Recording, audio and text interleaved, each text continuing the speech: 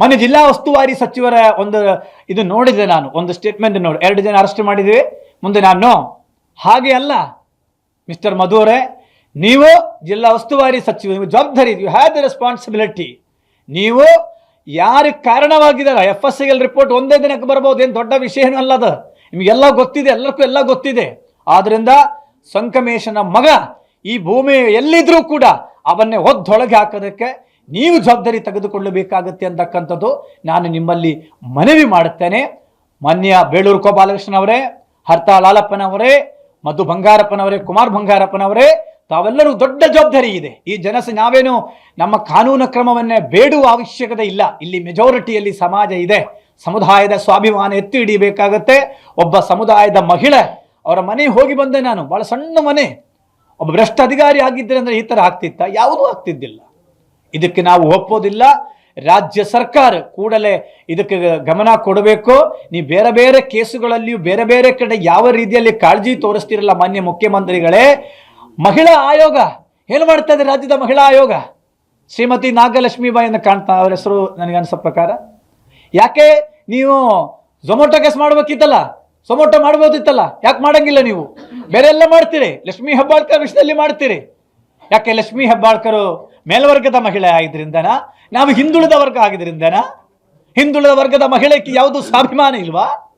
ಅದಕ್ಕೆ ನನ್ನ ಬೇಡಿಕೆಗಳು, ಒಂದು ವೇಳೆ ಸಂಗಮೇಶ್ವರ ಮಗನ ಅರೆಸ್ಟ್ ಒದ್ದೊಳಗೆ ಹಾಕಿಲಿಲ್ಲ ಅಂದರೆ ಸ್ವಲ್ಪ ದಿನ ಕಾದು, ಇಲ್ಲವಾದರೆ ಕಾನೂನಾತ್ಮಕವಾದ ಹೋರಾಟ ಜೊತೆ ಭದ್ರಾವಧಿ ಚಲೋ ಕಾರ್ಯಕ್ರಮಕ್ಕೆ ಈಡಿಗ ಸಮುದಾಯ ನಾವು ನೇತೃತ್ವವನ್ನೇ ಕೊಡಬೇಕಾಗುತ್ತೆ. ಸ್ವಾಭಿಮಾನಕ್ಕೆ ಧಕ್ಕೆ ತಂದು ಬದುಕುವ ಸಮಾಜ ಅಲ್ಲ ಈಡಿಗ ಸಮಾಜ. ಈ ರಾಜ್ಯದ ಮುಖ್ಯಮಂತ್ರಿಗಳನ್ನ ಕೊಟ್ಟಿರ್ತಕ್ಕಂಥ ಸಮುದಾಯ ಕಾಂಗ್ರೆಸ್ ಪಕ್ಷದಲ್ಲಿ ಮುಖ್ಯಮಂತ್ರಿಗಳೇ, 6 ಜನ ಶಾಸಕರು, 1 ಮಂತ್ರಿ, ಅದರಲ್ಲಿ 2 MLC ಕೂಡ ನಿಮ್ಮ ಪಕ್ಷದಲ್ಲಿದ್ದೇವೆ. ಸಮುದಾಯದ ಗೌರವ ಘನತೆ ಇದೆ, ಅದನ್ನ ಕಳ್ಕೊಳ್ಳಿಕ್ಕೆ ಸಮಾಜ ಸರಿ ರೆಡಿ ಇಲ್ಲ ಅಂತ ಮಾತು ನಿಮ್ಮ ಮುಂದೆ ಹೇಳುತ್ತಾ ಇದ್ದೇನೆ. ಯಾವುದು ಕಾಂಪ್ರಮೈಸ್ಕ್ಕಾಗಲಿ ಎದುರಿಸುವ ಬೆದರಿಸುವ ತಂತ್ರಗಾರಿಕೆ ಇಲ್ಲಿ ನಡೆಯೋದಿಲ್ಲ.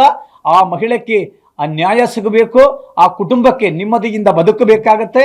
ಅದಕ್ಕೋಸ್ಕರ ಇವತ್ತು ನೈತಿಕ ಬೆಂಬಲನ್ನ ಕೊಟ್ಟಿದ್ದೀವಿ ಮತ್ತು 1-2 ದಿನ ಒಳಗಡೆ ಅದಕ್ಕೆ ಕಾನೂನಾತ್ಮಕವಾದ ಕಠಿಣ, ನಾನು ಪೊಲೀಸ್ ಅಧಿಕಾರಿಗಳಿಗೂ ಕೇಳಿದೆ. ಅವತ್ತು ಆ ಮಹಿಳಾ ರೇಡಿಗೆ ಹೋದಾಗ DYSPಗೆ ಫೋನ್ ಮಾಡ್ತಾರೆ, PSIಗೆ ಫೋನ್ ಮಾಡ್ತಾರೆ, DYSP ಫೋನ್ ಸ್ವಿಚ್ ಆಫ್ ಮಾಡ್ತಾರಂತೆ, PSI ಫೋನ್ ತೆಗೆದುಕೊಳ್ಳಲ್ಲ ಅಂತೆ. ಎದಕ್ಕೆ ಬೇಕು ಪರಮೇಶ್ವರ್ ಅವರೇ? ಇವತ್ತು ದೇಶದ ಪರಿಶಿಷ್ಟ ಜಾತಿ ಪರಿಶಿಷ್ಟ ಪಂಗಡಕ್ಕೆ ಸಂವಿಧಾನದ ಬೆಲೆ ಇದೆ, ಸಂವಿಧಾನದ ರಕ್ಷಣೆ ಇದೆ. ಆದರೆ ನಾವುಗಳಿಗೆ, ಹಿಂದುಳಿದ ವರ್ಗಗಳಿಗೆ ಸ್ವತಂತ್ರ ಭಾರತದಲ್ಲಿ ಅತಂತ್ರವಾಗಿ ಬದುಕುವ ಒಂದು ಸಮುದಾಯ ಇವತ್ತು ನಾವು ಆಗಿದ್ದೇವೆ. ಹಿಂದುಳಿದ ವರ್ಗ ಆಗಿದೆ, ಎಲ್ಲಿಯೂ ರಕ್ಷೆ ಇಲ್ಲ ನಮಗೆ. ನಮ್ಮನ್ನು ಯಾರಿಗೂ ಬೇಕಾದರೂ ಬೈಬಹುದು, ನಮ್ಮ ಅಧಿಕಾರಿಗಳನ್ನ ಯಾರಿಗೂ ಬೇಕಾದರೂ ದೂರ ಸರಿಸಬಹುದು, ಕೇಳಕ್ಕೆ ಹಕ್ಕಿಲ್ಲ. ಅದಕ್ಕೆ ನಾನು ಹೇಳುತ್ತಾ ಇದ್ದೀನಿ, ನಮ್ಮ ಈಡಿಗ ಸಮುದಾಯವನ್ನೇ ಕೂಡ STಯಲ್ಲಿ ಸೇರಿಸಿ ಅಂತಕ್ಕಂಥ ಹೋರಾಟ ಕೂಡ ಮಾಡಿ ಬರ್ತಕ್ಕಂಥದ್ದು. ಇವತ್ತು ಸ್ವಾಭಿಮಾನ ಇರುವ ಅಧಿಕಾರಿಗಳಿಗೆ ಕರ್ನಾಟಕ ಸರ್ಕಾರದಲ್ಲಿ ಕೆಲಸ ಮಾಡೋದಕ್ಕೆ ಆಗ್ತಾ ಇಲ್ಲ. ಅವರು ಸೂಸೈಡ್ ಮಾಡಿಕೊಳ್ಳಬೇಕಾದ ಪರಿಸ್ಥಿತಿ, ಕೆಲಸಕ್ಕೆ ರಾಜೀನಾಮೆ ಕೊಟ್ಟು ಹೋಗಬೇಕಾದ ಪರಿಸ್ಥಿತಿ. ಮುಖ್ಯಮಂತ್ರಿ DK ಶಿವಕುಮಾರ್ ಅವರೇ, ತಾವು ಗಮನ ಕೊಡಬೇಕಾಗತ್ತೆ. ಸಂಗಮೇಶ್ ತಮ್ಮ ಶಿಷ್ಯ ಇದಾನಲ್ಲ, ಹೇಳಿ, ಫೋನ್ ಮಾಡಿ ಅವರಿಗೆ. ಅವರ ಚೇರ್ಮನ್ ಸ್ಥಾನ, ಈ ಸಮಾಜಕ್ಕೆ ಗೌರವ ಕೊಡಿ. ನೀವು ಇಮಿಡಿಯೇಟ್ ಆಗಿ ಚೇರ್ಮನ್ ಸ್ಥಾನದ ಕಿತ್ತಾಕಿ ಅವ್ರನ್ನ. ಅದಿಲ್ಲವಾದ್ರೆ ಮುಂದಿನ ಹೋರಾಟ ಅಷ್ಟಲ್ಲ, ಇದೊಂದೇ ವಿಷಯ. ಈಡಿಗ ಸಮುದಾಯದ ಮಹಿಳೆಗೆ ಅನ್ಯಾಯ ಮಾಡಿದೆ, ರಾಜ್ಯದ ಮಹಿಳಾ ಕುಲಕ್ಕೆ, ದೇಶದ ಮಹಿಳಾ ಕುಲಕ್ಕೆ ಅಪಮಾನ ಮಾಡಿದೆ. ಮಹಿಳೆಗಳ ಬಗ್ಗೆ ಒಂದು ಚೂರು ಧ್ವನಿ ಎತ್ತಕ್ಕೆ ನಿಮ್ಮ ಸರ್ಕಾರಕ್ಕೂ ನಿಮ್ಮ ಪಕ್ಷಕ್ಕೂ ಯೋಗ್ಯತೆ ಇರುವುದಿಲ್ಲ ಅಂತಕ್ಕಂಥದ್ದು ನಾನಿಲ್ಲಿ ಎಚ್ಚರಿಕೆ ಕೊಡ್ತಾ ಇದ್ದೀನಿ. ಮಾನ್ಯ SP ಅವರಿಗೆ ನಾನೀಗ ಹೋಗಿ ನಮ್ಮ ರಾಷ್ಟ್ರೀಯ ಈಡಿಗ ಮಹಾಮಂಡಳಿಯಿಂದ SP ಅವರಿಗೆ ಸ್ವತಂತ್ರವಾಗಿ ಕೂಡ ದೂರನ್ನು ಕೊಡಕ್ಕೆ ಹೋಗ್ತಾ ಇದ್ದೇನೆ. SP ಅವರ ಗಮನಕ್ಕೆ ತರ್ತೀನಿ ಅಂತ ಮಾತು ಕೂಡ ನಿಮ್ಮ ಮುಂದೆ ಹೇಳ್ತಾ ಇದ್ದೀನಿ. ನೀವುಗಳು ಏನಾದರೂ ಕೂಡ ಕೇಳು, ಯಾಕಂದರೆ ಎಲ್ಲ ರೀತಿಯಲ್ಲಿಯೂ ಕೂಡ ಈಡಿಗ ಸಮಾಜವನ್ನೇ ಮುಗಿಸುವುದು, ರಾಜಕೀಯವಾಗಿ ಮುಗಿಸುವುದು, ಅಧಿಕಾರಿ ವರ್ಗಗಳ ಮುಖಾಂತರ ಮುಗಿಸುವುದು, ಸ್ವಾಭಿಮಾನಕ್ಕೆ ಧಕ್ಕೆ ತರತಕ್ಕಂಥದ್ದು. ಹಾಗಾಗಿ ಎಲ್ಲಿಯೂ ಒಂದು ಕಡೆ ಇದು ನಮಗೆ ಬಹಳ ದೊಡ್ಡ ಆತಂಕದಲ್ಲಿದ್ದೀವಿ. ನಾವು ಸಿಗಬೇಕಾದ ಸ್ಥಾನಮಾನ ಸರ್ಕಾರದಲ್ಲಿ ಕೊಡಲಿಲ್ಲ. ಹಿಂದಿನ ಸರ್ಕಾರ ಇದ್ದಾಗ 2 ಮಂತ್ರಿ ಸ್ಥಾನ ಕೊಟ್ಟಿದ್ದರು, ಈ ಸರ್ಕಾರ ಬಂದ ಮೇಲೆ 1 ಮಂತ್ರಿ ಸ್ಥಾನವನ್ನು ಕೊಟ್ಟಿರೋದು. ಬೇರೆ ಮಂತ್ರಿ ಸ್ಥಾನ 3 ನಿಗಮಕ್ಕೆ ಅಧ್ಯಕ್ಷರು ಮಾಡಿದ್ರು ಹಿಂದಿನ ಸರ್ಕಾರ. ಈ ಸರ್ಕಾರ, ಹಿಂದಿನ ಸರ್ಕಾರ ನಿಗಮ ಘೋಷಣೆ ಮಾಡಿದರು. ಆದರೆ ಇವತ್ತುವರೆಗೂ ಕೂಡ ಮಾನ್ಯ ಮುಖ್ಯಮಂತ್ರಿಗಳು ಆ ನಿಗಮಕ್ಕೊಂದು ಬಿಡಿಗಾಸನ್ನು ಕೊಟ್ಟಿಲ್ಲ.